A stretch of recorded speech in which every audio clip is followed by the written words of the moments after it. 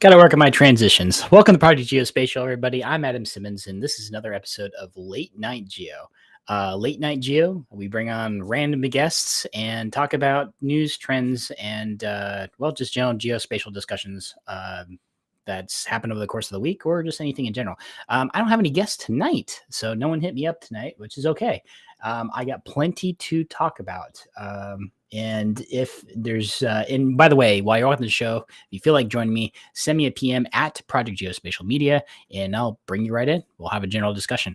But until then, I want to bring up a couple things tonight, and then I'll walk through. I'm also a data collector by hobby, so imagery data collector. I like looking around geospatial data websites and seeing what I can just grab for just general spatial data.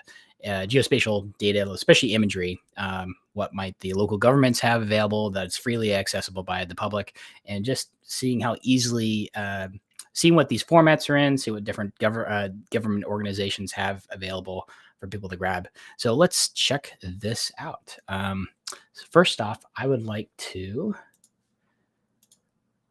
announce, let's see, let's make this bigger. Thank you for the American Geographical Society, by the way. Project Geospatial was their this week or this month's spotlight. So they did a nice piece on us, talking about Project Geospatial in general, talking about how we got started, and just talking about a couple projects ahead. They quoted me on a few things, which is great, but I guess yeah, so that it's been told I don't express my opinions very often about the geospatial industry. I talk to people about their opinions and I don't talk about mine. So hopefully I get to express that more on Late Night Geo, and I'm going to do that a little bit more forward, because throughout the years I've collected a nice aggregate of thoughts about where I think the industry is going, unique and favorite technologies, and I going to put that out there. Going to tell you what my favorites are in the coming episodes, and point to where I see all this stuff evolving to, based off all these companies I've interviewed and all these unique technologies I've got to play with. So once again, thank you for American Geographical Society for spotlighting us this month. Really exciting stuff. Happy to share what we're all about. And if you want to get involved in it in some way, that's reach out to me. So with that said, let's move on to the next one. You can call this an April Fool's prank, or you can talk about what happened over the last couple days. The Ever Given ship is something that got really popular for getting stuck in the Suez Canal, right? So somebody made a application. I guess I should have done a little bit more research. Looks like Garrett Nelson made this ridiculous application and made a boat photo clip from Kristen Carringer from Maxar. And they made this quick application. Let's see if I can refresh here. Off of Glitch. And what it is you can put the Ever Given anywhere. Now, this is ridiculous because you can kind of scale it, rotate the boat, and put it anywhere in the world. Just zoom in and just basically take a screenshot and say, hey, look where the Ever Given is. It's stuck, stuck in a canal, stuck in the lake, stuck at your house, all kinds of crazy stuff. So you can look at this as a nice little thing, but you can also put it to scale too and see how big it really is compared to other things. So that is a really interesting thing. This ship is actually really, really big. It's a cargo vessel, right? It's this thing is, but I think to learn about the scale of how big these things are, it's useful to put it in relation to, let's say the houses or neighborhoods, right? These are some apartment buildings, and this is in Baltimore, by the way. Let's go to somewhere a little bit more rural, where some actual subdivisions are. Here we go, Washington Dulles, and yes, I knew where that was just by zooming in on the map. This is Washington Dulles. This is a nice suburban area of Ashburn. And we'll just put this ship in this neighborhood. So, that's a big ship. I guess maybe I don't know. I feel like it should be a lot bigger than that. Is this boat really up to scale? I don't feel like it is. All right. So maybe we'll look up real quick how long is the Ever Given? Is 400 meters. 400 meters. So 400 meters, that should be not quite 400. So let's see, 400 meters. So what I'd like to do for that, just because I'm not trusting this, not trusting this map size here. There's no way this is 400 meters. Now we can always look at this. Here we go. Here's a quick way to do 400 meters. We can rotate this a little bit. Look at this. Look at this. So this is the 100 yards here on the local high school football field. So there we go. If you mark it, this is a poor man's measurement right there. Yeah. I think this ship should be another third longer. Now, however, of course, 100 yards isn't exactly 400 meters, or 400 yards isn't exactly 400 meters, but I think it should be. Yeah. No, we can do a quick Google Earth comparison. See, I got off on a tangent, so I think this is kind of really interesting because I was looking at this application earlier. It's like this ship should be a lot bigger than it looks like. Now, like I said, most people are going to think it's really big anyway. So let's do that real quick. So how big is 400 meters? And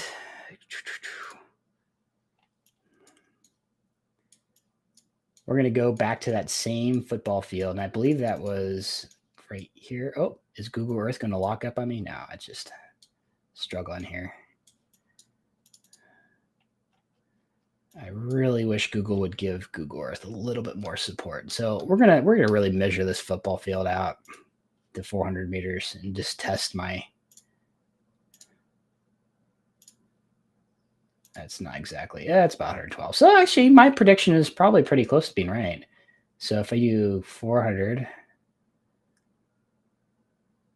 and let's say it's just to that field from the edge, and of course my line isn't completely straight, we'll go to this corner right here. So if we go back to the Ever Given application they got and move it. Oh yeah, okay. Look, it's actually spot on. Okay, well I guess I was a little bit off. So I guess this is correct. I still think, I don't know. I'm just spoiled at looking at ship traffic all the time or aircraft carriers, and this thing just doesn't seem like it's as big as it should be. Anyway, of course, why not make it bigger? Because it gives me that option, right? No, I'm just kidding. Anyway, I think this is an amusing app. Check it out, evergiven-everywhere.glitch.me. So this is a really cool, playful little tool you can use. And of course, I love the way they implement this because you can do this with anything to do little comparisons. How big is the Eiffel Tower compared to this? How big is the Statue of Liberty? Or how big is some building on its edge? I think this is a really cool implementation of map for an educational purposes and comparing sizes, etc. So nice job, Garrett-Nelson and Kristen Carringer. And even if I didn't believe what 400 meters looks like on the app, it's cool to walk through just testing it out. So and comparing it and proving myself wrong. So cool thing there. Let's see. Let's go to the next topic. So once again, let's do a quick checking my messengers right here. See if anybody wants to join us tonight. Nope, that sounds good. So we're going to move on to the next topic. I'm going to generally go look for some geospatial data to collect. Now, first off, before I quite do that, we're going to go do a general search. Go back to my trusty Google search here. Say trusty. I can use anything. I am partial to Google, but not always, especially lately. As Chrome has been a memory hog lately for me. Let's see. So now look at all these GIS searches I have. Colorado GIS. No, we're not going to look there. We're going to look for Ohio State Program. OGRIP. So I'm going to choose OGRIP to you because I like it for a couple of reasons. First of all, you got the Ohio Geographical Reference Information Program. So you can always go to, let's just start off with Ohio GIS, because I actually just type in the state and then type in GIS to get their like state GIS program. And I think there's a couple. So off the bat, GIS websites through the states are a little bit, how can I put this? They're hit or miss. They're not very organized for the most part. Some of them like give specific, almost like a blog of, hey, check out this data. We have erosion area maps and information. That's cool. But they're not really great organized by, topics. I guess you can kind of look through where the dams, earthquakes, and engineering, erosion, facilities, I think these are great for generalized topics, but if you know exactly what you're looking for, I mean, I almost wish there was just like a better catalog search, like a shopping cart. Or see, this is where they kind of need to take take some lessons from more e-commerce situations. And we'll kind of get back to that comment here in a little bit, as I do have some states have tried to do something a little bit differently from a search catalog perspective. But if I go to data and records, so they have a lot of different options here. A lot of different departments within some of these state governments have their own kind of geospatial breakouts of what's going on here. So I can't even, it's hard to, so if I go to GIS and mapping services, see, this is where I was before. What I'm trying to find is, here we go. Let's go here. So you can go to GIS mapping services and look what the available services they have here: fish habitat, lake fish. So all these demographic informations, and they have links to them. Lake bathymetry, gauge stations. I mean, there's these are like single data sets, but there's none of these states. I mean, not none of them. There's some states have like COPs or common operating pictures, or kind of single views. They can look at all the stuff in the map. Some of them don't. Some of them just make it available for data. So I give Ohio a lot of credit for. So I should make this kind of grading chart for each one of these states. Ohio is doing great on the data acquisition side, especially they give their raw data easily accessible. They make their data easily accessible. However, I kind of want to. So we got from the imagery side here. Looks like there's specific imagery from 1954 and 1993, and then very historical imagery from shoreline surveys, and then Lake Erie here. Some imagery from there. Looks like 2006 mosaic imagery for coastal shorelines. We have some. Yeah, but kind of to go back to the OGRIP program, I'm trying to figure out what department that's in, and I can't seem to find it. Here's the reason why. Here's why. And I'm kind of going through here. This is where all the state and geographical. See, so if you go to the state's GIS department, what they have is not everything the state might have. Especially, you might have to go through department by department and figure out who really has put money into their geospatial side, because each one of the states seems like they have their own little silos and they're not like all meshed together. So let's kind of go up at the top here. What did I do with that OGRIP stuff?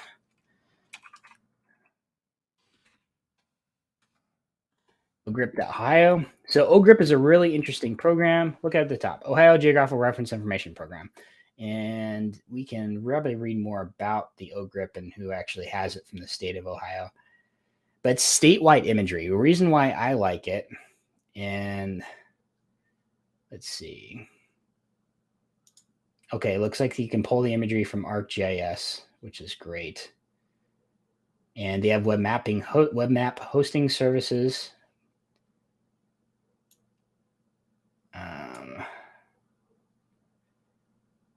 There we go. OGRIP information available for download.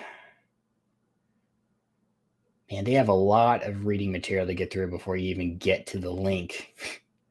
This is crazy. Okay. Here we go.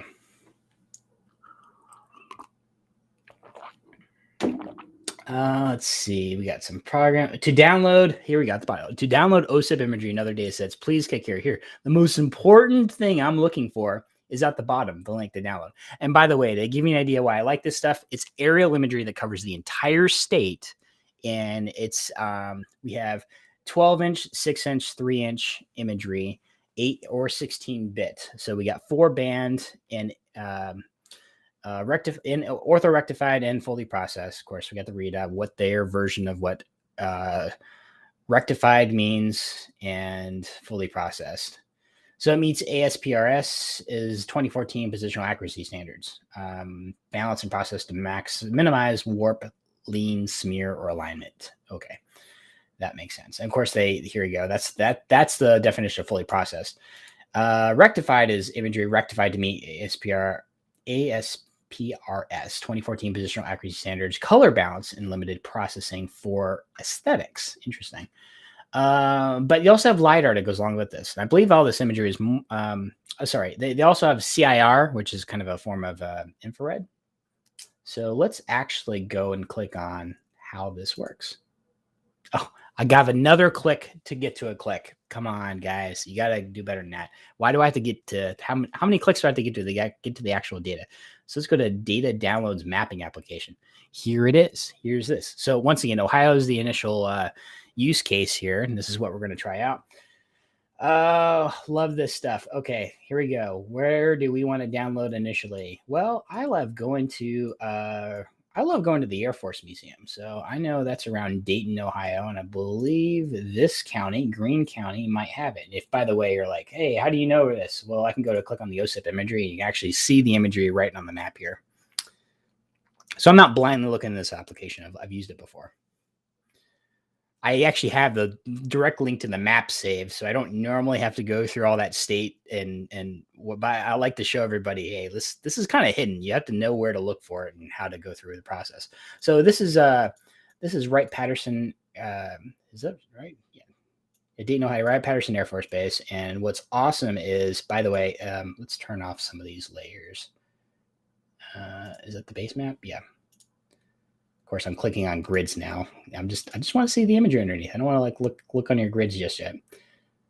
It takes a second to load up. It's through a streaming service. This is not my bandwidth. I have a gigabit committed connection here, and it works pretty well. There it goes. This is the Air Force Museum. Really awesome museum, by the way. This is it right here.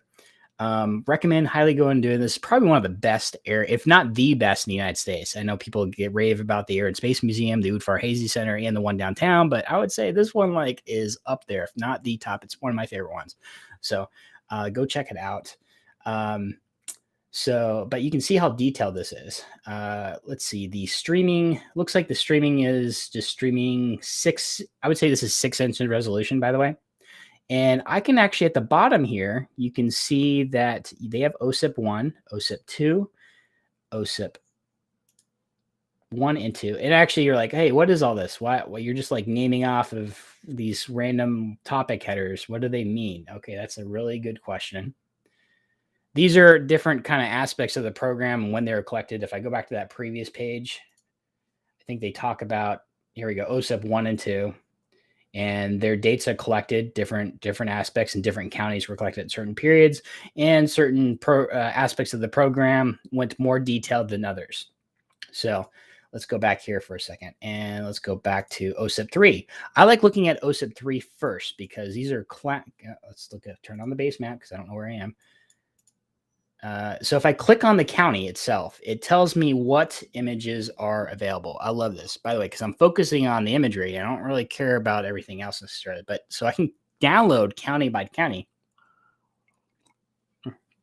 So I have a lot of options here at the bottom. A lot of options here. So you can see right here, you have the Mr. Sid RGB. Oh, by the way, Mr. Sid. Let's talk about Mr. Sid a little bit.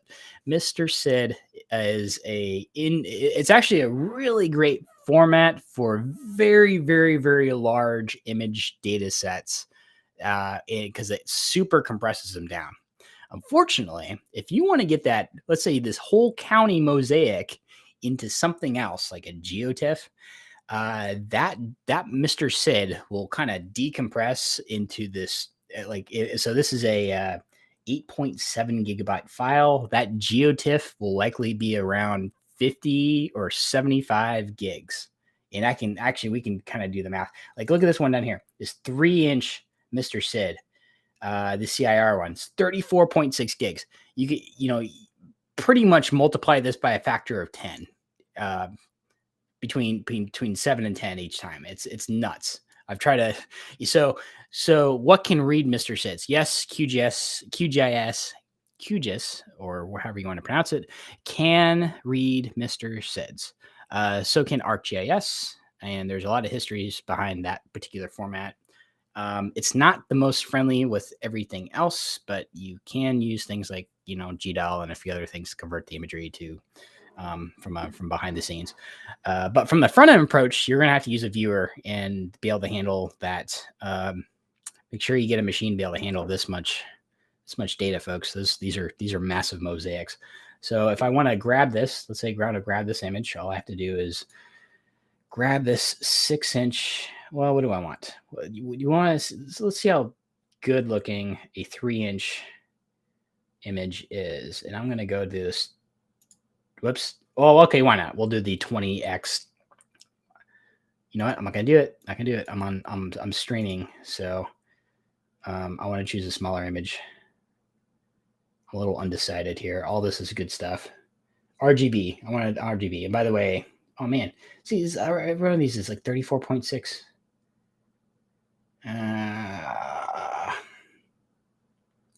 You're like, hey, what's the difference between the 20x and the 100x, etc.? I think, and I honestly haven't quite figured that out myself. I think it's some kind of compression. I might be wrong. If the chat window can figure that out for me, if whoever's watching, you can help me figure out that difference in 100x and 20x, etc. on these data, because I've been trying to figure that out for weeks. But I can tell you that I've gotten the 20x to work. The 100x, I don't really get a good feeling for it. So while that's downloading, we'll come back to that. But you can see when I just click on county by county, you can see the color codes here on the right, where this imagery is actually available throughout the counties. So if you're looking for some quick imagery, a bit quick and free imagery, a lot of these states have this that covers the entire state, like 3-inch, 1 foot, 6-inch. And you're like, oh, and then you don't have to worry about these like concerns about like Google Earth and trying to export it out of Google Earth, and why would you even do that? There's licensing concerns behind that. Not that there's bad things in this. I'm a data hoarder. I use this for I like grabbing this and playing around with the data myself, but this is state publicly available data here, so use it. Take advantage of it. A cool thing about this is you can actually go up in different other formats here too and look at let's see, USGS geodata for Ohio. This might be, if I click on a single, here we go. They have the DEMS, they have the hydrography, public land surveys. What I'm surprised they don't have, a lot of states do provide, is the access to the NAEP data. If you're not familiar with NAEP, that's usually 1 meter that covers the entire country. And it's, some of the states provide the NAEP where their area. If you try to go to I think it's the U.S. Farm Agricultural, USDA. I think USDA sponsors NAEP. Here we go. This is the NAEP program. You can read all about it. And you can download the NAEP imagery state by state. You can look at, there we go, click here for information. These free viewers, see this, there's just, you can actually download it from ArcGIS servers available, but there is a backend access to the NAEP imagery itself. And if I can have a chance to find it, I'll show you guys that link. It's easy. It's quick to grab. But is it 1 meter? Did I just get that right? It's 1 meter or 1 foot. That's 1 meter imagery that covers the whole. Why am I even guessing? It says it right here. 1 meter. 1 meter ground sample. 1 meter imagery. And it's RGB. So that covers the entire country. It's not the greatest stuff in the world, but it's pretty comparable to like Planet. But Planet, the good thing about Planet is it's multi revisit, right? NAEP is like, they pick a certain number of states to collect on certain years, and they kind of recycle that over and over again for various reasons. So let's go back to that OGRIP data here for a second. So that's still downloading. I'll show you guys a preview of that. But each one of these states has actually, there's even example of 1.5 inches too. So you can see there's some inches. Some of these states have 1.5 inches as an example. And I do have an example of that on my computer. Or actually, I did you guys all a favor, and I geospatial.com/ is it imagery? No, denied.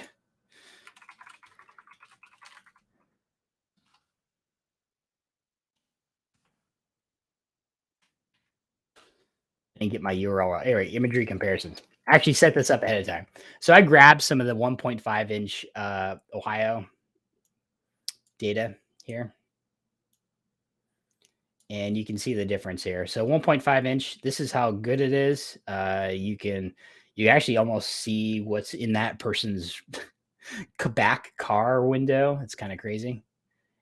This one here, you can see this is a 3-inch, so not as great. You can't quite see things that detailed, but I mean, it shows up pretty good.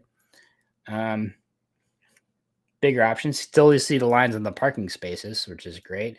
You can still see the shadow on the light pole here, individual little light poles. But if you go back to the 1.5 inches, you get so much detail. You can see the railing here. I'm not sure I quite noticed it before. You do see the shadows of it, but some of it has to do with the shot of the angle of the shot and the time of day these were done. You can see these were shot at 2 different times a day. You can see the shadows of that light pole. You probably even do because it's all facing north. You can even tell probably what time it is based off these shadows too. So down here at the bottom, I have a 3-inch compared to 6-inch. So 3 inches on the left, just like I see it up above, and I compare it to how bad 6 inches. Oh, okay, bad is relative. This is 0.15 meters, folks. This is usually I think this is the best satellite imagery resolution you can get on the market right now is 0.15 meter. So in comparison, this is how well you can do with aerial. Now, keep in mind that aerial is they send up a bunch of aircraft to shoot the you can't do it as the frequency of satellite images, and you can get wider swaths with satellites. There's a lot of advantages to it, but if you're focused on a specific area and you can fly at certain altitudes, aerial will outdo satellite pretty much every time. So that is that. So if you want to know the difference between how good aerial can get between satellite, you can look at these top and bottom images, the maximum of both. That's why I converted it to meters here in parentheses, so you understand what that comparison looks like. Really cool there. Now, once again, I'm a huge satellite fanatic as well, so I love seeing the satellite imagery. But I do get spoiled off of some of the good stuff occasionally. I don't see multi-day revisits on the aerial stuff like I do the satellites. So you gotta play with your use cases a little bit. Let's go back, and that image is almost done downloading, and we're going to open that up in ArcGIS and take a look at Wright-Patterson Air Force Base and the Air Force Museum with that. Which one did I download? I think I downloaded the 3-inch or the 6-inch. I can't. We'll find out. It says it here at the bottom. So it doesn't even tell the image. The image names don't even tell what the resolution says. It drives me crazy, man. Like, how can you you gotta have more details. You gotta have more information. And I bet it doesn't even have. We'll even check out the metadata and see what it says in there. Sloppy if they don't put together the metadata so I can read that. If I have to keep on going back to the website to figure out what I grabbed, I'm gonna be upset. So let's kind of look at some other states right here. I have Colorado up. I'm going to get rid of some of these other windows because I keep on flipping between them. I have Colorado up on the side. So I went to the Colorado website, and this is kind of circa early 2000s from a website design. I mean, they do list a bunch of divisions of the state out. You can the key here is I don't even know what I'm going to find at each one of these departments. I have a rough idea depending on what the department's responsible for, but who has the data I'm looking for? Like, who has the imagery? Look at oil and gas conservation. They have data downloads. They have shape. Well, they might have shape files. This is all grayed out. They have GIS data too. Okay. Well, to see what GIS data is compared to shape files, because to me, shape files is like a subset. Oh, we have a 404 arrow. Come on, guys. This is messed up. States need to get their stuff in line. How about mapping GIS for this? So the health and public health department has their GIS stuff down. Their link works. Interesting. So I have a Mr. Sid file here. I'm going to just drop this on my desktop. And while that's unzipping, we'll go back here real quick.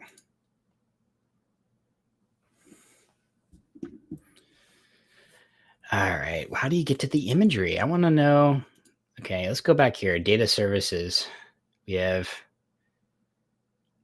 a menu going on. We have a public geocoder. Well, that's interesting. LiDAR imagery. Yeah, okay. We can check out LiDAR, maybe? We can request LiDAR. Oh, we're opening up a geospatial portal. Oh boy. What are we going to see here? Another set of menus? And my zip file's done. We'll just kill that here on the side. What is going on? What are we looking at? Did it stop or do I have to wait? What is this? We're gonna GOS, dude. Is it loading some kind of executable? Man, this is kind of an archaic loading system, guys. Come on.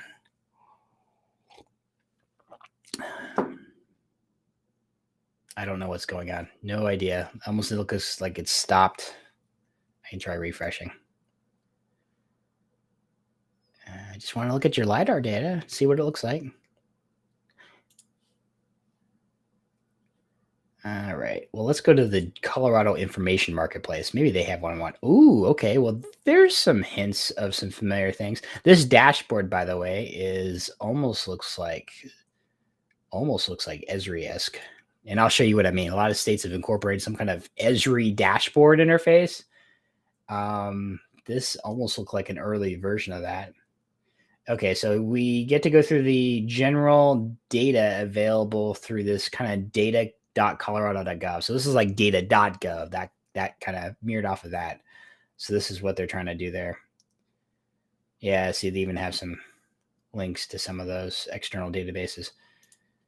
Okay, so I have some maps, but I doubt that's other maps. So I can type, what if I type in imagery here? How good is their search index? Geocache. And what I'm looking for, I am looking for, see if they have any imagery available to download. You know, we have aerial photography. So if okay, why not? We'll just click on this and see what happens. Follow link. Oh, we have an FTP site. Well, that's interesting. Oh, okay. We have SIDS. Are these SIDS? Are these Mr. SIDS? We have JPEG 2000s. Those are good. We have coverage maps. Is there anything in the SID folder or just drop down? Okay, let's drop down more. Nothing. Nothing's opening up. No? Can I, what happens if I dare I press a download button? There's no download button. I mean, it's right here. It's grayed out though. What is going on? Okay, that's okay. I wasn't patient enough. For the government website. It's struggling here. All right, let's open that up and just wait. I'll double click on it because I am a little impatient. Oh, okay. Sorry. Okay, we have a bunch of SIDs. Now, the worst part about this is I probably need to go the correct order of operation here to look at the data. This is my mistake. I'm lazy in that I think that thing should be labeled appropriately so you can find them very, very quickly. So, for example, all these kind of IDs, they're probably based off of some grid they have going in Colorado, and you have to go to the shapefile, load up the catalog, and actually see which data is available. Then you actually tie those numbers, those catalog IDs to these Mr. SID files. So just be clear about that. I'm a little impatient. I'm like, okay, I want to download this Mr. SID. I like to look in the map. I actually like Ohio's setup for just click on the county and press the download for that county. Okay, well, that makes it very visually accessible and easier to figure out where I want to download it instead of just going through the process of, this is very manual. I have to do this very manual. I have to go back. Let's go back in time here. What is Crush FTP anyway? Is this gonna? Okay. Okay, you know what? We're gonna open up one of these SIDs. Okay, I'm gonna download. Download is started. So I'm gonna download that shape file. So when I load QGIS, I'll load this up and the Greene County image from Ohio too. And then, yeah, no, we're going to look up from one of the SIDs in here from the catalog. So let me look up ArcGIS real quick.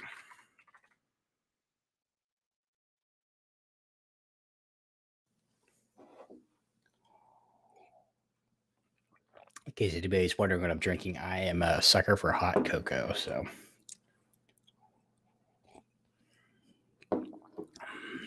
all right. So For those of you just tuned in, I'm loading up ArcGIS. I'm going to download some image. I've downloaded some imagery from Ohio. We're going to check out some 6th Sense imagery, and then we are going to bring up some imagery from Colorado, the state of Colorado, through their website and see what some of that stuff looks like. The other thing that I'm not really clear on is how good this imagery is. I'm sure we can find some informationals a couple layers back up. But I just don't feel like doing that because I do really think that people should label these a little bit more appropriately or have that present in the metadata. So bring this up to the side. I'm going to load up Greene County first.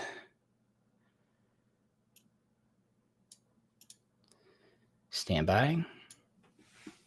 We'll see if so this is 100x. I don't know what the 100x means. Last time I tried loading up 100x, it did not work so well. I don't know what it is. This might work. Please work. Why is it all black? Oh no. There it is. Cool. Greene County, Ohio.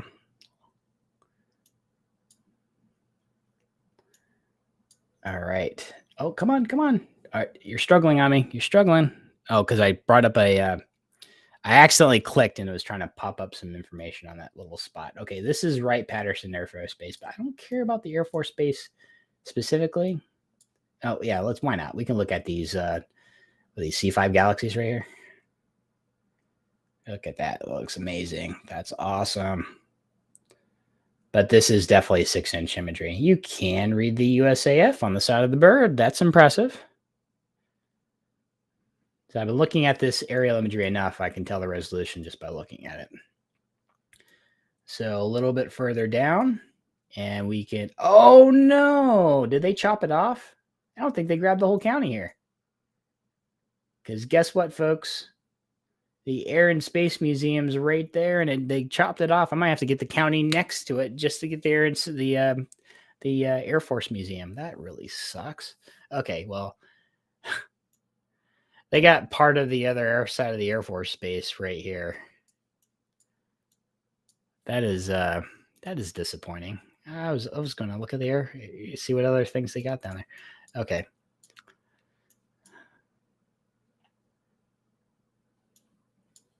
Let's look around the imagery a little bit more. What is this? I always like looking at critical infrastructure. So what it looks like some kind of got a lot of, is that coal? Looks like coal right there. Looks some kind of, is it a mine or could be a mine? It's definitely not a power plant.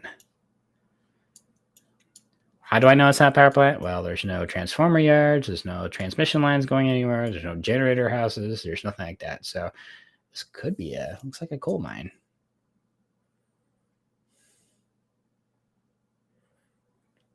All right, let's pull out of here real quick.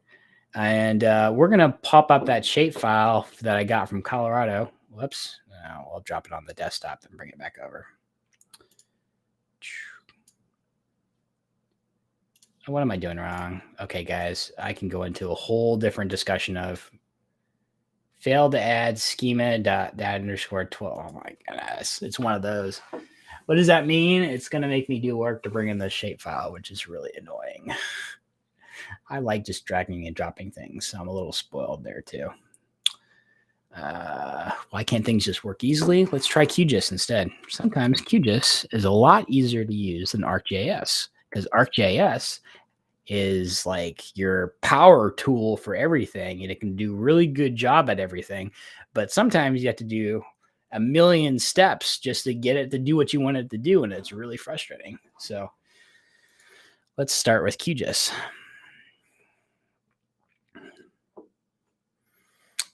The reason I do like Arc, though, for a lot of different things is because loading up things like radar imagery and even some of the other types of imagery is a lot easier, and they're already plugged in for it. I sometimes have to do some work with QGIS to get things to flow a little bit, which isn't a bad thing. It just, once again, it comes down to how quick can I get the stuff up and running so I can use it. Okay, invalid data source. So this tells me it could actually be a problem with the shapefile. All right, well, it doesn't matter. We are going to load one of these SIDs up anyway. I'm going to download the SID file. Wow, it's only 32.4 megs. Wow, how big? That can't be, right? Oh, that's Google Earth. I'm going to kill Google Earth. I can almost, well, I can't bring a SID in Google Earth, but it's too bad. So, see what this looks like. So this is supposedly, I got to zoom to the right area, which is going to be in Colorado. Oh, I got some small tile. Looks like farmland. And yeah, this is, I'd say this is 6-inch. It's not 1 foot, 6-inch.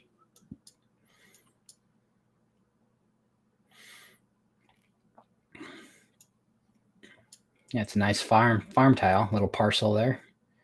Maybe not quite a parcel. Oh, maybe it is. Not quite aligned, but middle of nowhere. That's impossible because in this line of business, everything is somewhere. Let's see. Cheesy little GIS jokes there, right? All right. Well, that was Colorado. We're going to go and dive into a different state. And let's dive into a different state. I'm going to start from scratch. I do have Maryland up. We could do Maryland, and I'm going to start from the top for Maryland. I had something ready, but okay. So this is what I mean by from a dashboard setup. I think this is some type of, so this is data.imap.maryland.gov. A lot of these states have these kind of dashboards for their GIS, and it gets me to wonder if there's some kind of cookie cutter business deal they made with Esri, because a lot of them have this kind of Esri layer beneath it. You'll see what I mean when I click on like this right here.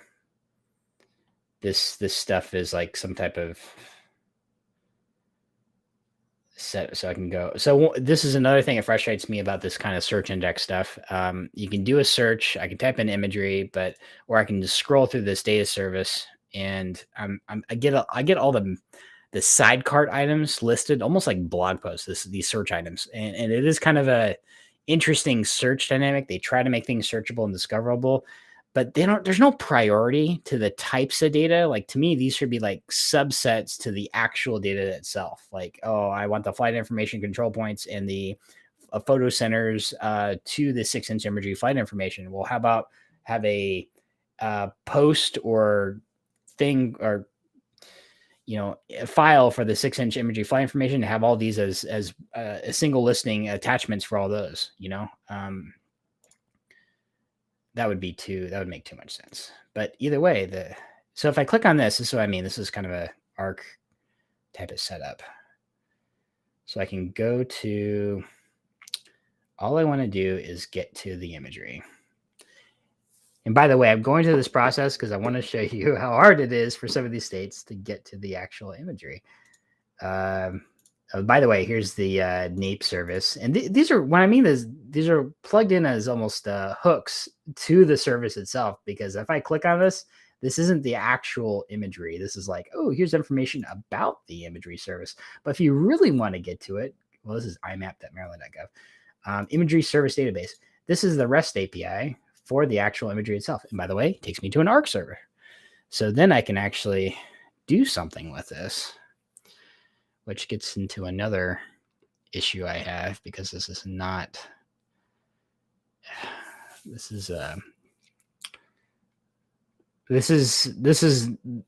good for a lot of use cases, but not good for everything, because I like looking at the raw images, not bringing in as some type of web mapping service. Because when I do this, I can get something like this. I can't actually import the images, but now I actually have to know where I'm exporting to. And I really don't like using this. It's a pain to set up. Anyway, let's go. What is this? So I did find if I went to the actual look at the map, you can look at the actual map of the imagery itself. So I had this already staged for Maryland. So rather than actually do the export service, I can look at what, I believe this is all the 1.5 or 3-inch images available for Maryland. And I'm zooming into Baltimore Harbor right now. We'll give this another second to load up. And while that's going to do, I might kill a couple of these other applications. I have a pretty nice computer, but I'm doing a lot with it right now. Multiple imagery applications at the same time. I'm streaming a podcast. So let's zoom in on the Baltimore Harbor here and see how good this imagery really is. We'll give it a second to stream those tiles. Wow, that is nice. By the way, I've been here. This is a really, really awesome thing. Been through this sub right here. This is a World War II diesel submarine. Very cool. How close can we get with it? We'll let this thing tile again. So that's as good as it gets right there. Not bad. Still not bad. By the way, next to it is the Baltimore Aquarium. We're going a little tourist strip down here. The Baltimore Aquarium's right here. Why isn't, this, what the odd part is this is shot during the day, and this place usually has people walking out. Okay, everyone's going to say these are all people. The fact that you can actually see people tells you how good this imagery is, by the way, because even that, this is, I guess, what did I say this was? 6-inch? This is 6-inch imagery? No, 1.5. 1.5 images. 1.5 inches. This is pretty good. Or 3-inch.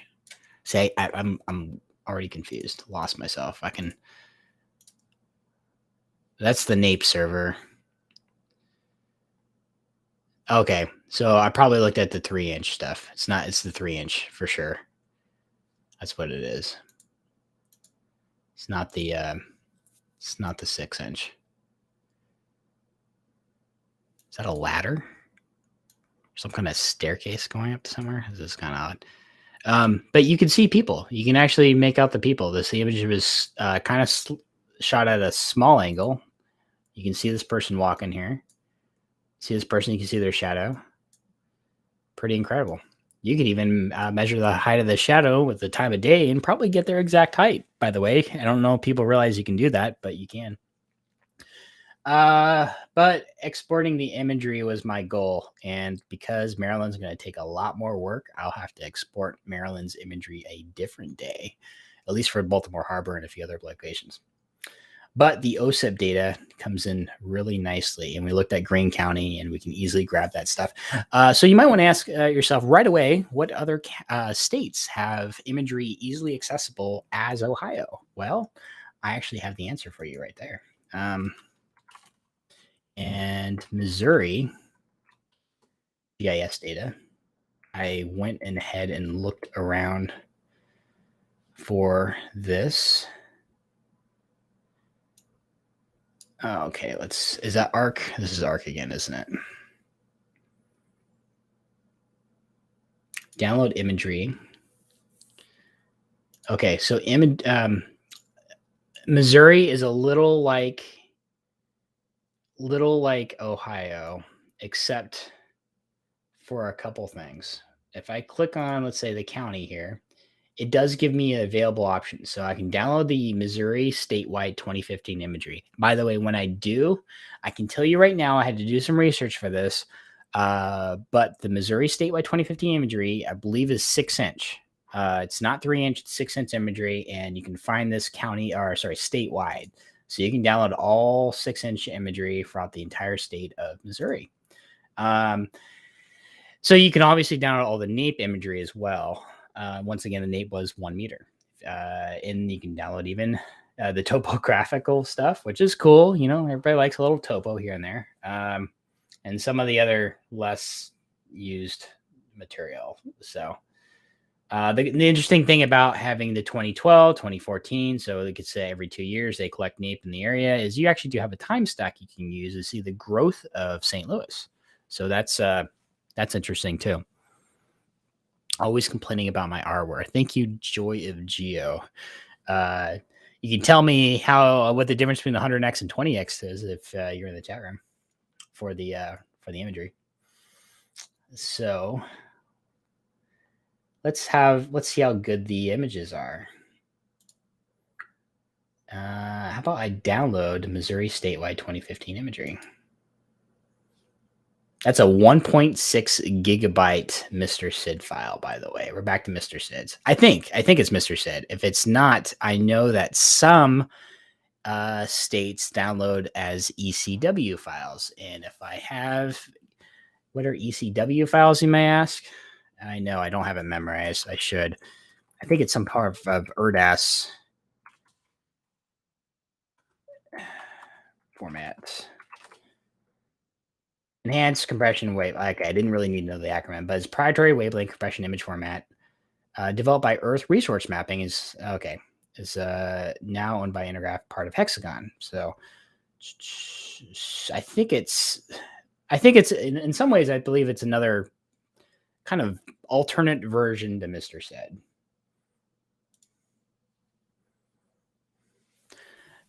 Good thing it's 1.6 gigs. This is going to pop up very quickly. We'll have a look at that. And by the way, I have one more thing to tell you guys. So after we look at this image, we'll go to an article I found, and we can wrap up for tonight because we're hitting an hour.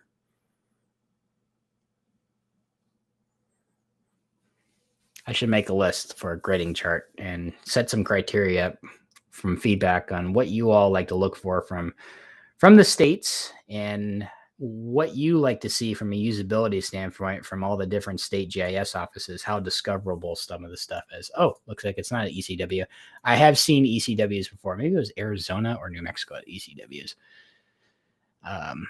And a lot of this aerial imagery, by the way, is collected by a company called Wolpert. You can actually, I think you can tell which state their business development happened because they collected in one state and they probably went to the nearby states. Hey, these guys collected out of our aerial missions. Do you want the same thing? And they kind of played off each other there. So I'm going to load up ARC one more time. We're going to have a look at this southern part of Kansas City here.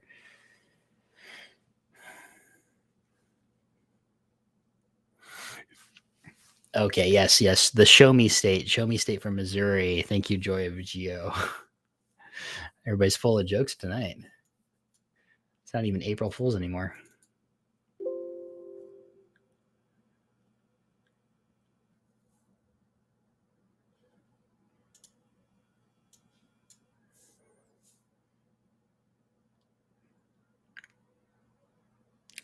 All right, that loaded up pretty quickly. So we're going to look at, was the airport in this one? I don't see the airport. Yep, no. There usually is a smaller airport. Oh, I got to stop clicking on this because now I've just clicked on the pop-up. Now the airport was on the north side of the image.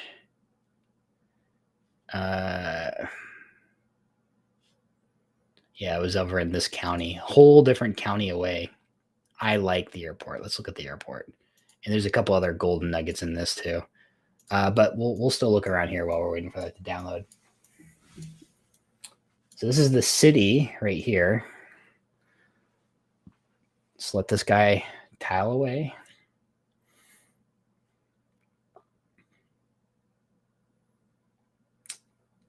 Yeah, all the 6-inch. Actually, I say 6-inch, but this one looks a lot less than 6 inches. This looks like 1 foot, to be honest. I wonder if it's different county by county.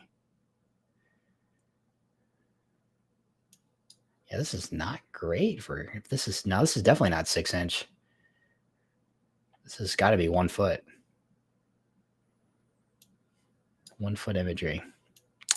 That's too bad. Looks like we have some POL storage tanks here.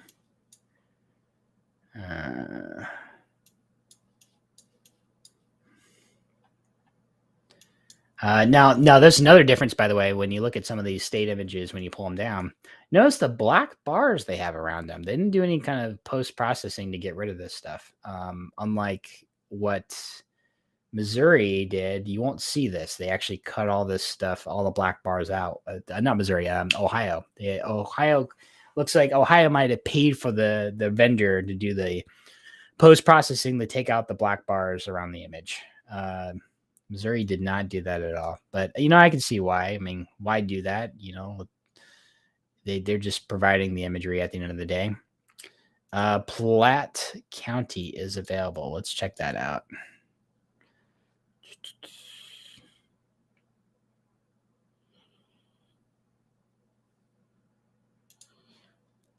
All right, let's load up plate. I don't know. Let's look at this airport. Let's look at the airport. No, that's a nice airport design. I've never been to. Well, I can't say that. I think I may have been to Kansas City International once. That's a very cool airport design, full of lots of circles. I believe these are Southwest Airlines aircraft. Yeah, this has got to be, man. This has got to be 1 foot resolution. And I don't have my handy conversion chart handy. So if 1 foot is equivalent, no, I'm not buying 30 centimeters. I'm definitely not buying that at all. And I don't want to do the pixel measurements right now. Okay. So the other way I like doing is I'll grab an image I know is the resolution that of a half a meter or a meter image, and then I'll bring it in to compare it. See, this is why. So what does the metadata have on this? Maybe it'll have all the information I want in there. Nothing. Why do you not have anything? Why do you not have metadata? Nothing, man. What other interesting things are on this image? Well, I mentioned power plants at one point, right? Well, most power plants actually have to be, or at least they don't have to be, but you'll find a lot of power plants on the edge of rivers because they use it as a method of cooling. And this is a power plant right here. This looks like, any guesses from the chat room of what kind of power plant this is? I'll give you guys about 5 seconds to guess because I've already figured it out. I saw it the moment I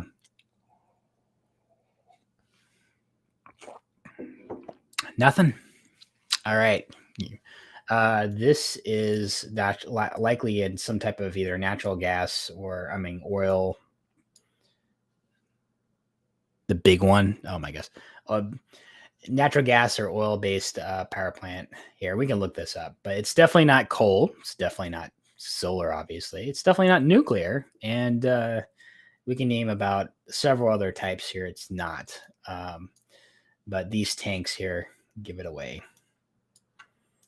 And here's the transformer yard. This is likely the generator. A combination of a couple. There's the cooling towers.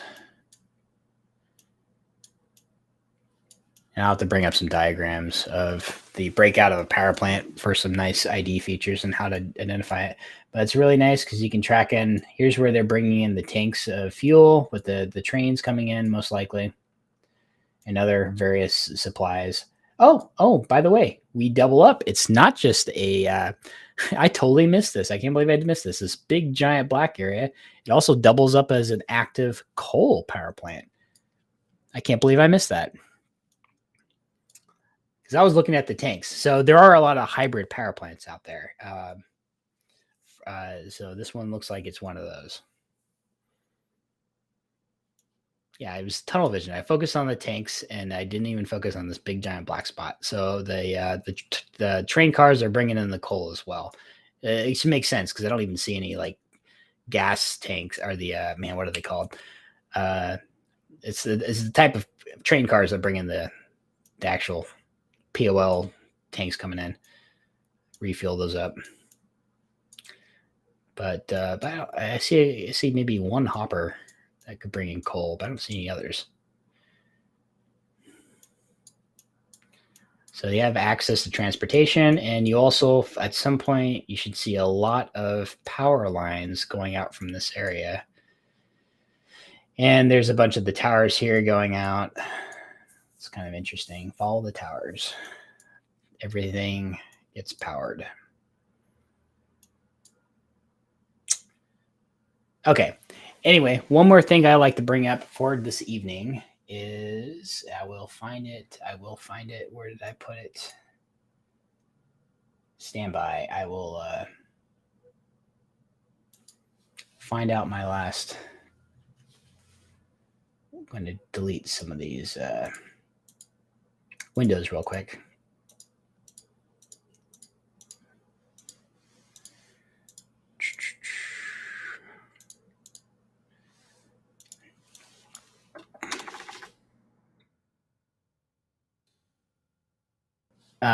Just a second, folks. I will let me bring up the window I had.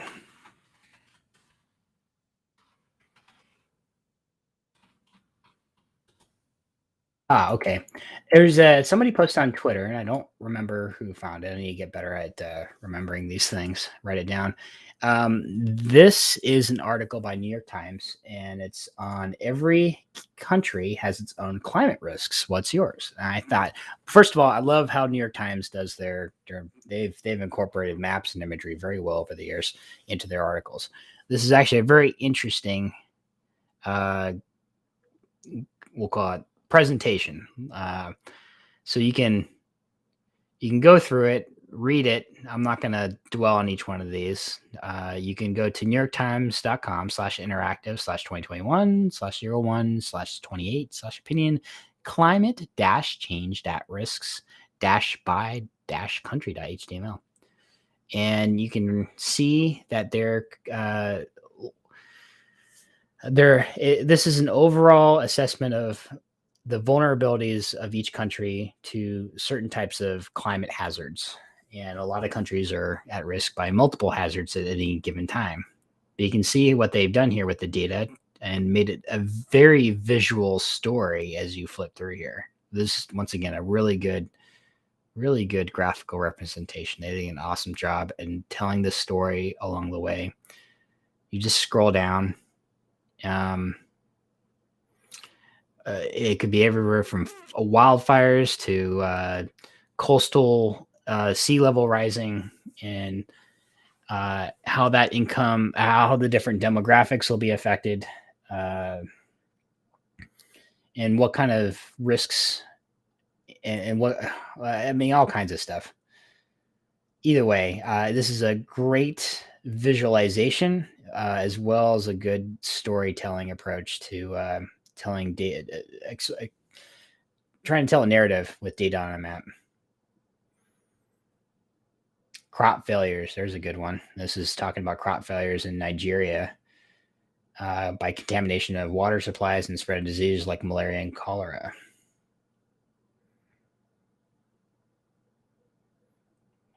Temperatures are changing. California, a melting pot of climate hazards. Well, that's an understatement.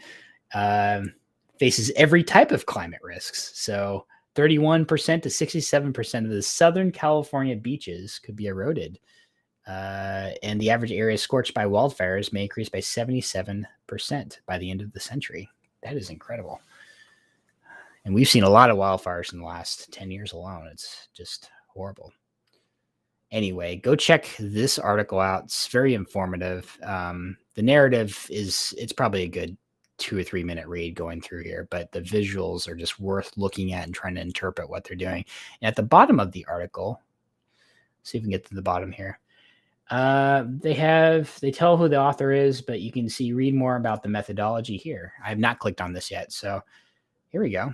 He talks about in his own blog post, it looks like, what he did and all the data that that was involved. Read the full report. Interesting. So there's more to that article than meets the eye, and very interesting report behind the scenes.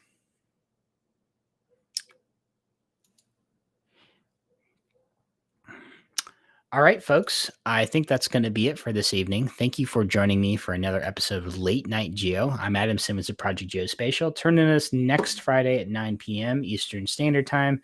And hopefully we'll have some guests. If you want to be on the show, feel free to PM me, and we'll typically bring up a lot of news trends happened over the last week and go over those, get everybody's opinion about them, just kind of have once again, general discussion about things.